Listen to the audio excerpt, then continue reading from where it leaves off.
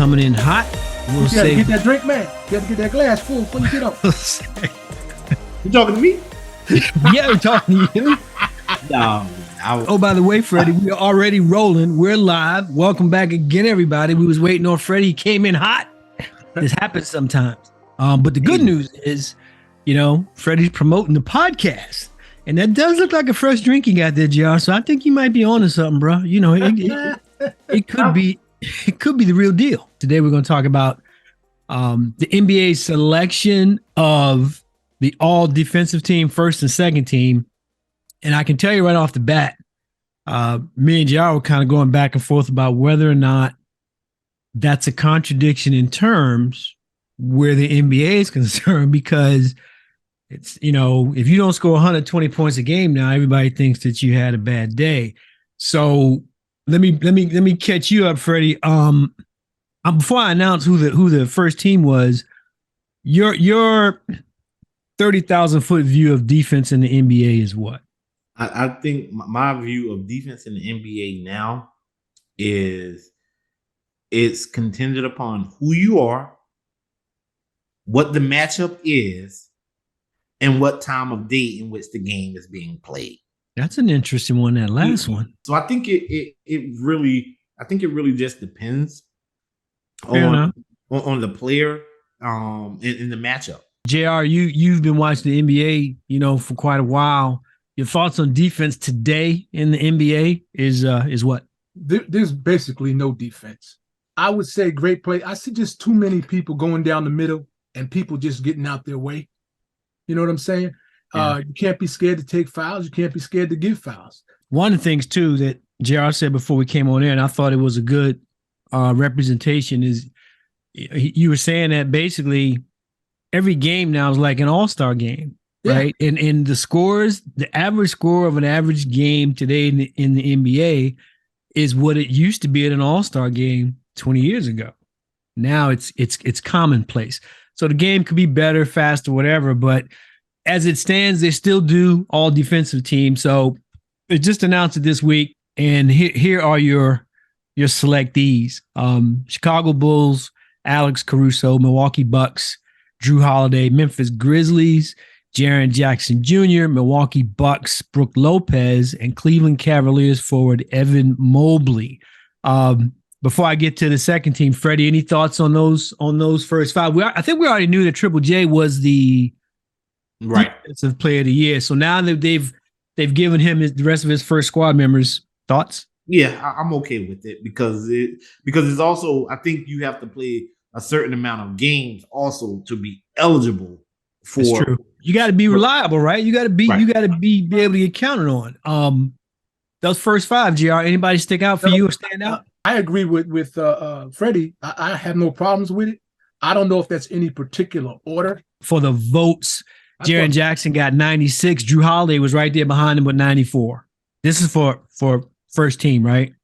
Brook Lopez got 85. I found it interesting that Alex Caruso and Evan Mobley were both 49 and 50, or 50 and 49 respectively. So it was a pretty big drop off on those top three. So in terms of your order, JR, yeah, it was. Yeah. Okay, so that's good then, because I thought Brooks Lopez proved a lot, especially the second half of the season, and he did well. He did well. Yeah. And to Freddie's point, I thought Brook was available.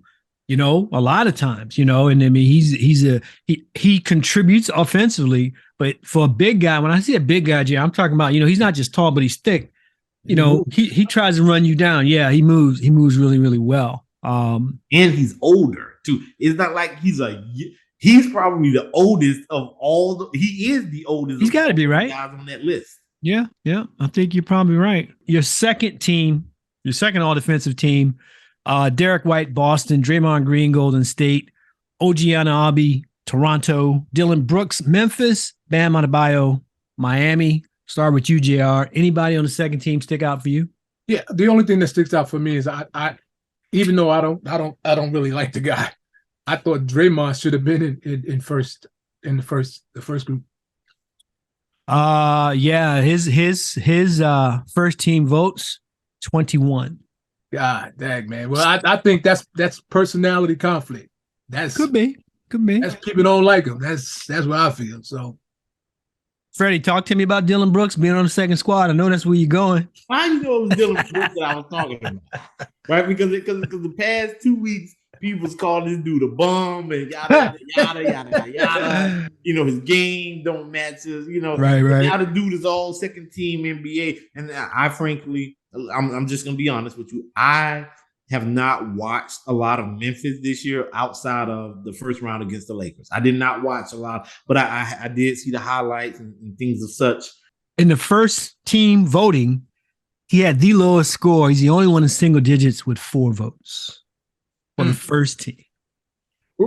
That's why he's on the second team, right? So you got to look at the what I don't know if there's a third team or fourth team or whatever the case may be, right? Yeah. So I guess he based upon whatever algorithm or metrics that they use, he graded out better than anybody else. So I think the thing with Dylan Brooks, you poked the bear and you didn't back it up and yada yada yada, whatever the case may be, maybe he's getting a bad rap for it. I wouldn't want him on my team personally, but you can't take that away from him. You cannot take it away from him. And I think it was you, JR, that was saying last week that you think this alone is going to keep him in the league, right?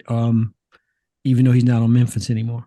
Like Freddie said, there's going to be a market for him. Here's the thing that gets me, and this kind of goes back to what I was telling JR about whether or not this whole all defensive thing is a contradiction in terms.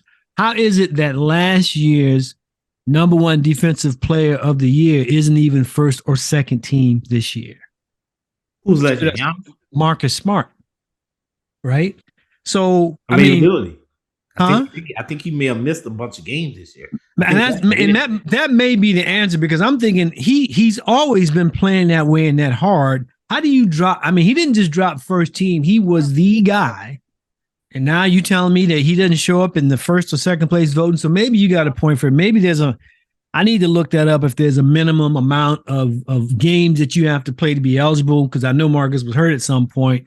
But I think it kind of goes to JR's earlier point. I don't think people like defense like I do. I think less players really play defense. We were talking about this on I'm in another group chat with some guys with LB and Vern and Rodney and a couple other cats. And one of the things that we were talking about, or I was talking about anyway, and I think I talked to you about this last night, JR, is the mentality of this league. I'm seeing more people pass up a bunny, a layup. They get there, Freddie, and they're right there at the rim, but they do this jump pass to somebody way out, and they're going for a 3. And at the same time, defensively, guys are now going underneath screens, which you never do. Nobody teaches that. If I'm guarding Freddie and JR sets the screen, I'm either going to push JR through right into Freddie, or I'm going to hedge on the high side to force Freddie to go the other direction. But the NBA guys just come under the screen like, I don't want no contact. And then those guys, for a split second, they get this easy look. So defensively, I'm not satisfied with where they are with that. And then offensively, I think it's and I think LB said it, and I'm paraphrasing, but it was something along the lines of, it's a 3-point shooting league now, or something to that effect. That this is what it is. You passing up, and Stan Van Gundy mentioned it in a game I saw this week. He's like, hey, he just passed up a layup, threw it way out there for a 3-point attempt, and they missed a shot, JR. They missed a 3-pointer. And to your point, these guys are losing games by maybe 2-3 points. It doesn't make sense. And this, like you said before, they're soft. They really are soft. They don't want the contact. They get a broken fingernail, got to sit out a week. So, and here's the thing too. Yeah, I get that. And when you think about it, I think we talked about this some time ago. We know the league is changing. Yes. All the way that Steph plays, that we've gotten used to, kids are playing that way now. That's how you can tell the game has changed, right? I always valued the 3 in the right situation when I was coaching, but they're actually teaching it now as more of a first option. Of a first option in making layup. But when you see professionals doing a great job of coming off that wing screen, getting a good pin down, getting to the rim, and then turning and passing, it's it's mind boggling. So that's kind of where I am with it. Defensively, I like to see good defense. I like to see guys who know how to block shots. I thought Drew Holiday, he's the type of guy for me that's consistently on you. You know what I mean? Just on you without not that Pat Beverly on you, but on you with active hands and active feet, and he frustrates people. That to me is good defense, but I do think it's becoming a rarity in the NBA, right? So that's really, really all we wanted to cover today. Freddie's last show before he goes on holiday. Conference finals will begin next week while Freddie is in Europe. Before we run out, though, anybody got something to say? I'm gonna start with Freddie because he ain't here next week. Freddie, you got something to say? As something to say? Nah, I don't. Not at the moment. All right, fair enough. JR, you got something to say this week? Yeah, I got something to say. Whoa. I got a timer here. All right, brother, you on the clock. Go. All right. Look, life is too short. We driving, people trying to just merge. And there's a backup in traffic. There's no need on you rushing the hell up because you see my signal on to pull over to the left. Just slow down. Let a man in. It's just ridiculous. I mean, people go out their way, look like they try to speed up, almost gonna damn hit you because you're trying to get over. You can't go nowhere. And then when I get in the line, get behind you, you sit there not trying to look in your rearview mirror like an idiot. Because they don't want to get eye contact. Yeah, life is too short, man. Just ease up. Let people get in. Everybody gonna get to where they need to go. Period. I'm not gonna let you get in. I'm talking about in traffic is damn near stopped. There's no way in the hell you going. They see you coming, they speed up.